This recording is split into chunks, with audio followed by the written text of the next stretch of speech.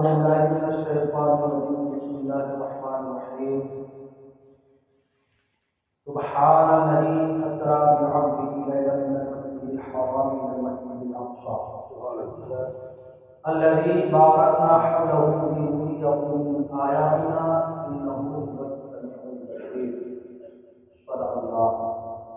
صدق الله مولانا العظيم وصدق رسوله النبي الكريم المتين المبين الكريم ونحن على ذلك لمن الشاهدين والشاكرين والذاكرين والحمد لله رب العالمين بلغ الهدى بكماله كشف الدجى بجماله حسنت جميع خصاله صلوا عليه وآله وفي اعظم بمنه سر ساما مدد بالذي مدد كعبه بما مدد بغيدا بملا استاد کشتی زونی فاج شکشتا کشتی بحق خواجہ عثمان حاجی مدد یا معینتی کشتی آئیے آواز اندر سے فخر نبی اور آل نبی کی بارگاہ میں جھوم جھوم کر دوسرے پاک کا نذران عقیدت پیش کرنا پڑھنا اللہم صل علی سیدنا محمد سیدنا مولانا محمد وعلى آله الكريم وسلم صلاة وسلاما عليك يا رسول الله صلاة وسلاما عليك يا حبيب الله صلى الله تعالى عليه وسلم سدرا سے بھی آگے کون گیا جبریل امین سے پوچھو سدرا سے بھی آگے کون گیا جبریل امین سے پوچھو معراج کا دولہا کون بنا جبریل امین سے پوچھو جبریل سے رب نے فرمایا جنت کی سواری لے کر جا محبوب سے جا کر یہ کہہ دیں اب آ کے کریں وہ سیر ذرا پھر کیسے ہوگی تعمیر خدا جبریل امین سے پوچھو اور ہیں محب راحت شاہدی شش پنج میں ہیں جبریل امین بیدار کریں کیسے شاہ کو ہو جائیں کہیں نہ بے ادبی تعظیم نبی ہوتی ہے کیا جبریل امین سے پوچھو تعظیم نبی ہوتی ہے کیا جبریل امین سے پوچھو اقصا میں مسجد اقصا میں سواری جب پہنچی نبیوں کی جماعت حاضر تھی کرنے کو ادا رب کا سجدہ صف بستہ جماعت کھڑی ہوئی کرنے کو ادا رب کا سجدہ صف بستہ جماعت کھڑی ہوئی پھر شرف امامت کسے ملا جبریل امین سے ہے شرف امامت کسے ملا جبریل امین سے پوچھو ایک مرتبہ درود پاک پڑھیں سیدنا مولانا محمد الجود والکرم وسلم صلاۃ و سلام علیک یا رسول اللہ صلی اللہ علیہ وسلم قرآن عظیم فرقان حمید سورہ بنی اسرائیل کی پہلی آیت میں اللہ ارشاد فرماتا ہے سبحان الذی اسری بعبدہ لیلا من المسجد الحرام الی المسجد الاقصی پاک ہے وہ ذات جو لے گئی اپنے بندے خاص کو راتوں رات مسجد حرام سے مسجد اقصی تک کیوں لِنُرِيَهُ مِنْ آیاتنا تاکہ ہم انہیں دکھائیں اپنی نشانیاں عزیزان ملت اسلامیہ برادران اسلام اللہ نے اس معراج سے رسول اللہ صلی اللہ علیہ وسلم کو جو شرف یاب عطا فرمایا جو معراج جیسے معجزہ سے اللہ تعالیٰ نے رسول پاک کو نوازا اس کی حکمت اس کی غرض و غایت ہم نے پچھلے بیان میں کچھ بیان کیا تھا لیکن ایک حکمت یہ بھی ہے کہ اللہ نے جو اپنی نشانیاں دکھائی ان میں سے ایک نشانی جنت کو بھی دکھایا دوسری نشانی جہنم کو بھی دکھایا جنت دکھا کر کے جنت کے تمام سامان اور تمام چیزوں کو دکھا کر کے اللہ نے اپنے حبیب کو بتانا چاہا کہ اے محبوب آپ معراج سے واپس آ کر کے اپنی امتی سے جا کر کے کہہ دینا کہ جنت میں بہت ساری بہاریں ہیں، جنت میں بہت ساری نہریں ہیں، جنت میں بہت سارے پیڑ پودے ہیں، درخت لگے ہوئے ہیں، قسم قسم کے پھول ہیں، پھل ہیں، لہذا اپنی امتی سے بتانا تاکہ آپ کی امتی آپ کے اس بیان کو سن کر کے ان کے دل میں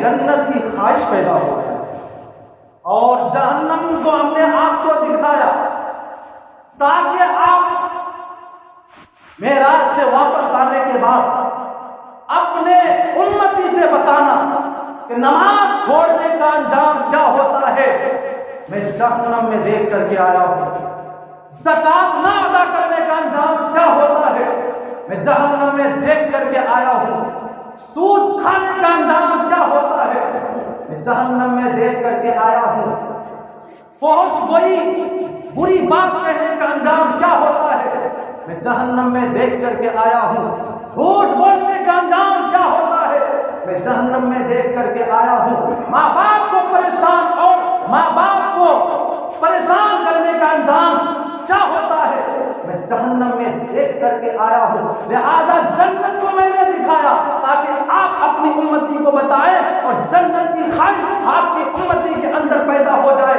اور جہنم کو دکھایا تاکہ آپ کے امتی کے دل میں اللہ کا خوف اور ڈر پیدا ہو اور برے کام سے رک جائے۔ معراج کی حکمت یہ بھی ہے، اللہ نے ارشاد فرمایا سبحان الذی اسری بعبدہ لیلا من المسجد الحرام، پاک ہے وہ ذات جو لے گئی اپنے بندے خاص کو راتوں رات۔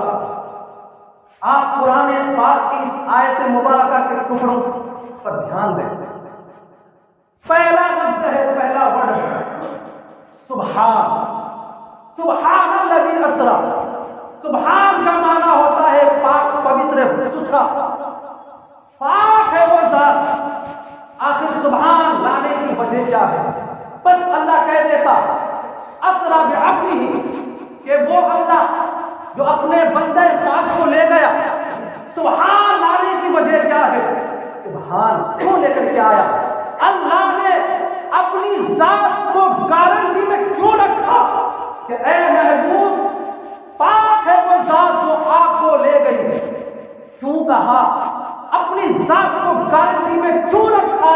تو جواب آئے گا اگر کوئی کہے کہ معراج جسمانی نہیں ہوا ہے، معراج نہیں ہوا ہے، تاکہ اگر کوئی کلام کرنا چاہے تو محبوب تیرے جانے کو نہ دیکھے، میرے لے جانے کو دیکھے۔ پاک ہے وہ ذات جو لے گئی اپنے بندے خاص کو راتوں رات مسجد حرام سے مسجد اقصی تک۔ دوسرا لفظ آتا ہے بعبدہ، عبد کا معنی ہوتا ہے بندہ، انسان۔ اللہ نے قرآن عظیم میں اسی آیت پاک میں سبحان الذی اسری بنبیہ نہیں کہا، غور سے سنیے گا، بڑا لطف آئے گا، بڑی باریک بینی سے بیان کیا گیا ہے کتابوں میں۔ اللہ نے قرآن میں بعبدہ کہا، بنبیہ نہیں کہا، وجہ کیا ہے؟ کیوں نہیں کہا اللہ نے؟ اس کا نبی جا رہا ہے، وہ نبی کو معراج میں لے کر کے جا رہا ہے، لامکان تک اپنا دیدار سے شرف یاب کرنا ہے، نبی کہہ دیتا سبحان الذی اسری بعبدہ کیوں کا؟ وجہ یہ کہ نبی کے لیے جسم ہونا ضروری نہیں، بولو سبحان اللہ، نبی ہونے کے لیے جسم ہونا ضروری نہیں۔ کیوں؟ اس لیے کہ میرا نبی اس وقت بھی نبی تھا کہ نبی نے ارشاد فرمایا کنت نبی و آدم بین الماء والطین، میں اس وقت بھی نبی تھا جبکہ آدم علیہ الصلوۃ والتسلیم مٹی اور پانی کے مراحل طے کر رہے تھے، تو اس وقت بھی میں نبی تھا۔ یعنی آدمی کب بنا؟ جب اللہ نے حضرت آدم کو بنایا، اور حضرت آدم کے بنانے سے پہلے نبی ارشاد فرماتے ہیں میں اس وقت بھی نبی تھا۔ آدمی کب بنا؟ آدم جب بنے تب بنا، اور نبی اس وقت بھی نبی تھے جب آدم کو اللہ نے بنایا نہیں تھا. تو کیا تھے اس وقت؟ نبی تھے لیکن جسم کے ساتھ نہیں تھے بلکہ اللہ کا نور تھا. کیا تھا؟ اللہ کا نور تھا. اب اگر قرآن عظیم میں اللہ تبارک و تعالی یہ ارشاد فرماتا سبحان الذی اسری بنبیہ، تو کہنے والا کہتا، معراج کا منکر کہتا چلو میں مانتا ہوں ٹھیک ہے اللہ نے اپنے حبیب کو معراج کرایا ہے، لیکن یہ معراج جسمانی نہیں ہے، یہ معراج روحانی ہے. معراج روحانی ہے. روح کے ساتھ آپ نے معراج کیا ہے، جسم کے ساتھ آپ نے معراج نہیں کیا ہے. لہذا ایسے باطل عقیدہ رکھنے والوں کے عقیدے کو ختم کرنے کے لیے اللہ تعالیٰ نے بے عبدی ہی کہا، بے نبی ہی نہیں کہا، تاکہ وہ دروازہ اعتراض کا بند ہو جائے کہ نبی نے اپنے جسم و جسمانیت کے ساتھ معراج نہ کیا، یہ دروازہ بند ہو جائے. اسی وجہ سے اللہ نے بے نبی ہی نہیں کہا. اور دوسری بات، جب معراج ہوئی آقا علیہ الصلوۃ والتسلیم مسجد حرام سے مسجد اقصی، پھر سدرۃ المنتہی، پھر لامکان تک گئے. لیکن قرآن میں اللہ نے مسجد حرام سے مسجد اقصی تک کا تذکرہ فرمایا. جب معراج لامکان تک ہوئی تو پھر مسجد اقصی تک تذکرہ کیوں؟ وجہ کیا؟ اس کی وجہ یہ ہے کہ معراج کا منکر کہے گا کہ یہ معراج ہوا ہی نہیں، پہلے تو یہ اعتراض کرے گا. اور اگر یہ اعتراض کرے تو رسول اللہ صلی اللہ تعالی علیہ وسلم جیسا کہ حدیث پاک سے دوسری آیت پاک سے معلوم ہوتا ہے، دنا فتدلّا فکان قاب قوسین او ادنی، کہ وہ اللہ کے اتنے قریب ہوئے کہ دو قوسین سے بھی کم تو ایک فاصلہ رہے. سبحان اللہ. تو مسجد حرام سے مسجد اقصی تک کیوں بیان ہوا؟ وہ اس لیے کہ معلومات مد مقابل کے معلومات کے اعتبار سے کلام کیا جاتا ہے. اگر قرآن میں اللہ تعالی یہ کہہ دیتا کہ لامکان تک میں نے اپنے محبوب کو لے گیا، لامکان تو اس کا باپ بھی نہیں جانتا، وہ پھر سوال کیسے کرتا؟ کیوں؟ مسجد اقصی تک، فلسطین تک وہ جو معترض ہیں گئے ہوئے، انہیں پتا ہے کہ مسجد اقصی کیسی ہے. یہی ہوا جب رسول پاک صلی اللہ تعالی علیہ وسلم معراج سے واپس آئے اور کہا کہ میں معراج میں گیا تھا. کہاں تک؟ مسجد حرام سے مسجد اقصی. تو اعتراض کرنے والے نے اعتراض کے پل باندھ دیے، پہاڑ باندھ دیے. کہا کہ اگر آپ مسجد حرام سے مسجد اقصی تک گئے تو بتاؤ مسجد اقصی کے پلر کتنے ہیں، مسجد اقصی کی سیڑھیاں کتنی ہیں، مسجد اقصی کی دیوار کیسی ہے. رسول اللہ صلی اللہ تعالی علیہ وسلم کو مخالفین سوال کرتے جا رہے تھے، رسول اللہ جواب دیتے جا رہے تھے. ایسا لگ رہا تھا کہ اللہ نے مسجد اقصی کو آپ کے آنکھوں کے سامنے لا کر کے رکھ دیا. کہا اسی وجہ سے کہ مد مقابل کے اعتراض کے اعتبار سے کلام کیا جاتا ہے، کیونکہ لامکان کو ان مخالفین نے دیکھا ہی نہیں، تو پھر لامکان کے بارے میں تذکرہ کرتا کیسا، اعتراض کرتا کیسا، سوال کیسا کرتا. اسی وجہ سے اللہ نے مسجد حرام سے مسجد اقصی تک ظاہری طور پر ظاہر و باطن قرآن میں ارشاد فرمایا. اب مسجد حرام سے مسجد اقصی تک رسول اللہ صلی اللہ تعالی علیہ وسلم براق کی سواری میں حضرت جبریل امین علیہ الصلوۃ والتسلیم کے ساتھ مسجد اقصی پہنچے. بڑی امپورٹنٹ بات بتا رہا ہوں، دل کی تختی میں نوٹ کرنا، آگے جا کر کام آئے. مسجد اقصی میں پہنچے کہ تمام انبیاء کرام کھڑے تھے. سبحان اللہ. ایک جلسہ ہوتا ہے، پوسٹر چھاپا جاتا ہے، پینل لگایا جاتا ہے، تاریخ بتا دی جاتی ہے، جگہ بتا دی جاتی ہے، وقت بتا دیا جاتا ہے، ٹائم بتا دیا جاتا ہے. تب جا کر کے لوگ جلسے میں آ کر کے علماء کرام کے بیانات اور تقاریر کو سنتے ہیں. سب کچھ بتانے کے بعد تب کچھ لوگ جمع قربان جاؤ انبیاء علیہ الصلوۃ والتسلیم کی ذات پر نہ کوئی پوسٹر چھپا، نہ کوئی اعلان ہوا۔ تمام انبیاء کو کیسے پتا چلا کہ امام الانبیاء آ رہا ہے، چلو ان کے پیچھے مسجد اقصی میں نماز پڑھی جائے؟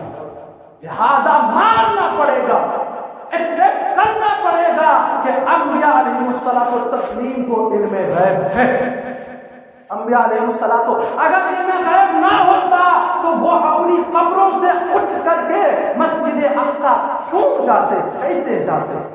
دوسری بات، جب رسول اللہ صلی اللہ علیہ وسلم جب جا رہے تھے ایک مقام پر، مسلم شریف کی حدیث پاک ہے، جلد نمبر 2 صفحہ نمبر 268، آقا علیہ الصلوۃ والتسلیم ارشاد فرماتے ہیں: مررت علی موسیٰ وہو قائم یصلی فی قبرہ، میں موسیٰ علیہ الصلوۃ والتسلیم کے بغل سے گزرا، میں نے دیکھا کہ موسیٰ علیہ الصلوۃ والتسلیم اپنی قبر میں نماز پڑھ رہے ہیں۔ سبحان اللہ!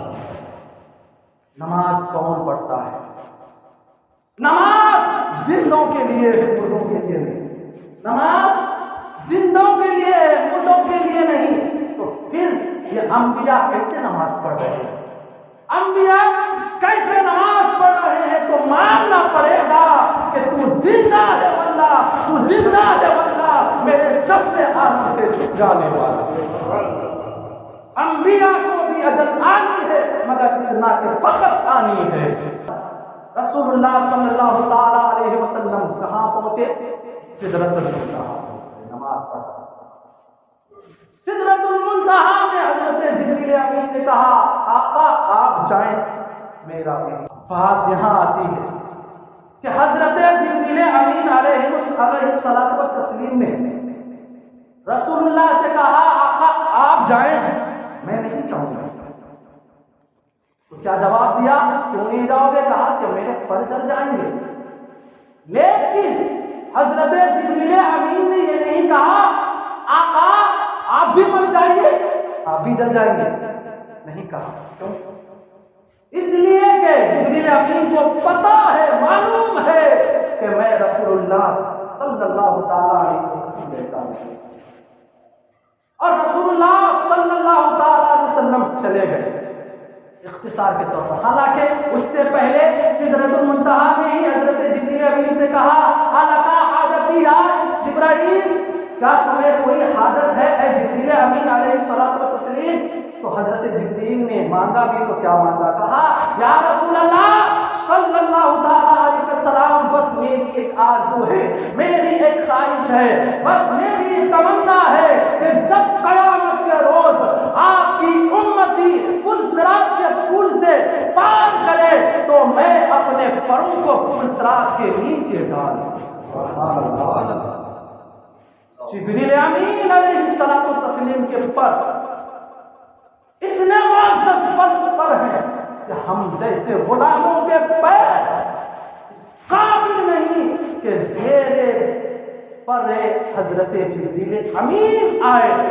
اس مقام پر احتیاط سے بریلی کے امام اہل سنت اعلیٰ حضرت شاہ امام احمد رضا خان فاضل بریلوی نے کیوں ارشاد فرمایا ہے: پل سے اتارو، راہ گزر کو خبر نہ ہو، جبریل پر بچھائے تو پر کو خبر نہ ہو۔ جبریل پر بچھائے تو پر کو خبر نہ ہو۔ جبریل نے یہ تمنا کی، یہی کہا: یا رسول اللہ آپ کے ساتھ میں جنت میں رہوں گا، یا رسول اللہ میں یہ کروں گا۔ صرف تمنا کی بھی تو وہ تمنا کہ جس تمنا سے رسول اللہ راضی ہو جائے، رسول اللہ صلی اللہ تعالی وسلم راضی ہو جائے۔ کہا کہ یا رسول اللہ بس میری یہی آخری تمنا ہے، کچھ نہیں چاہتا۔ لیکن اے امتی ذرا غور کرو، حضرت جبریل امین نے رسول اللہ سے مانگا تو کیا مانگا کہ ہم اور آپ کا پیر اس قابل نہیں ہے کہ جبریل امین کے پر اپنے پیر کو رکھ کر کے عبور کرے۔ لیکن حضرت جبریل امین کو بھی پتا ہے کہ تمام انبیاء کی امتیں اس مقام پر، رسول اللہ کی امت اس مقام پر ہے۔ کنتم خیر امت اخرجت للناس تأمرون بالمعروف وتنہون عن المنکر، تم سب سے بہتر امتی ہو، تم سب سے بہتر امتی ہو۔ کب ہو بہتر امتی کہ جب تم نیکیوں کا حکم کرو اور برائی سے روکو. اگر ہم نیکیوں کا حکم نہ کریں، نیکیوں پر عمل نہ کریں، نیکیاں نہ کریں، برائی سے نہ روکیں، تو پھر کب خیر امت کہلانے کے حقدار ہو سکتے ہیں؟ لیکن بس آخری بات رک کر حضرت جبریل امین نے یہ نہیں کہا یا رسول اللہ صلی اللہ تعالی علیہ وسلم آپ مجھ سے پوچھ رہے ہیں اے جبریل امین تجھے کوئی حاجت ہے، تجھے کوئی ضرورت ہے، کسی چیز کا تو خواہش مند ہے، یا رسول اللہ آپ کے پاس ہے کیا جو آپ دیں گے؟ نہیں کہا. اور ان کو پیر ملاؤں کو جواب دے دیا کہ رسول اللہ کو مالک کو محتاج سمجھو، محتاج نہ سمجھو. جبریل امین نے یہ نہیں کہا یا رسول اللہ آپ کو دے نہیں سکتے، آپ کیسی بات کر رہے ہیں. اور تو اور اگر کہنا بھی تھا رسول اللہ صلی اللہ تعالی علیہ وسلم کو مسجد حرام میں کہہ دیتے، مسجد اقصی میں کہہ دیتے، سدرۃ المنتہا میں کیوں کہا ہے الکا حاجتی یا جبرائیل، اے جبرائیل تجھے کوئی حاجت ہے، کوئی ضرورت ہے، کسی چیز کی تو خواہش مند ہے، کسی چیز کی تجھے تمنا ہے، آخر سدرۃ المنتہا میں کیوں کہا؟ جواب ملے گا کہ اگر مسجد حرام میں کہہ دیتے، مسجد اقصی میں کہہ دیتے، تو سوال کرنے والا، اعتراض کرنے والا کہتا کہ رسول اللہ کو اللہ نے مالک کو بنایا ہے لیکن دنیا کا مالک بنایا ہے، اس آسمان کے نیچے کا مالک بنایا ہے، وہاں کا مالک نہیں بنایا ہے. لہذا حضرت جبریل کو سدرۃ المنتہا میں بلا کر کے کہہ دیا کہ جس طرح میں دنیا کا مالک ہوں، مسجد حرام کا مالک ہوں، مسجد اقصی کا مالک ہوں، اسی طرح سدرۃ المنتہا میں بھی مالک ہوں. میں تو مالک ہی کہوں گا کہ ہو مالک حبیب، یعنی محبوب و محب میں نہیں، میرا تیرا، یعنی